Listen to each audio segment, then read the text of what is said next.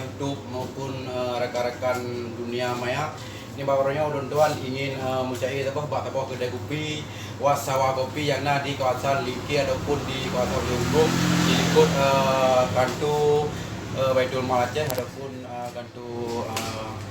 Dinas Syariah Islam. Ini barunya tak cairkan tentang Wasawa Kopi ataupun tentang warkop kopi dengan bahasa Aceh langsung dengan sastra bahasa Aceh. Alhamdulillah, puja ke Tuhan yang tujuan alam langit dengan dunia, selawat salam ke Muhammadan pangulai alam Rasul mulia.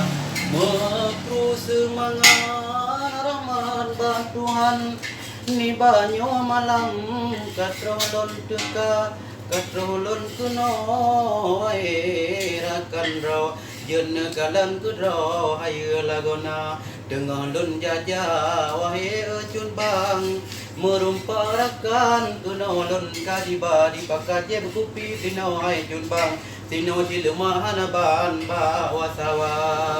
memang kamu pateh munya lagi nyohai jun bang rasa kupi gonyan jilma lagoina menyapur len jajem kupi kuno no tinggal hai jun bang cin alamat muda hai rekan hana jo mbak numita menyapur le jem kupi tino jilma hanaban burlom urung mukan hai rekan cin ramah lagoina menyahan ne pateh jun kalan nyopan wajah di gonyan nyogure don tuan di tino di siang kuala di Jomba Pinong umpung jam subang di Jomba tan anu kembala ni ba uronyo hate lon tan senang katro lon tuan ba kedai kopi Wasawa genakalan gurau di tino bermacam makanan gula minuman pitino lengkap bersedia natin kopi gayo ada lon sayang natin kopi ulai garing rakan tino nagsedia menyaoh bunga tino pirame hanaban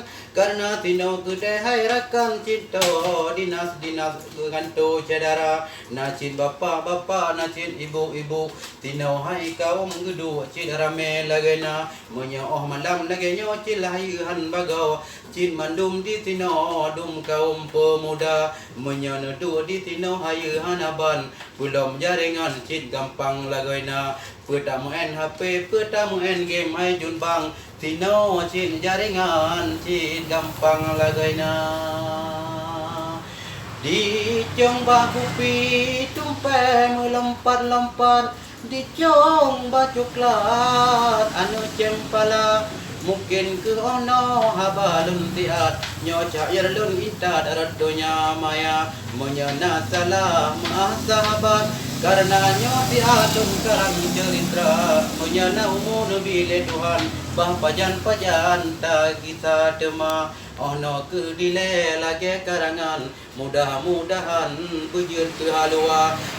ke pinyung urun ron ban bandum apa ngan kumun dusun ngan kuda. Oke, assalamualaikum warahmatullahi wabarakatuh.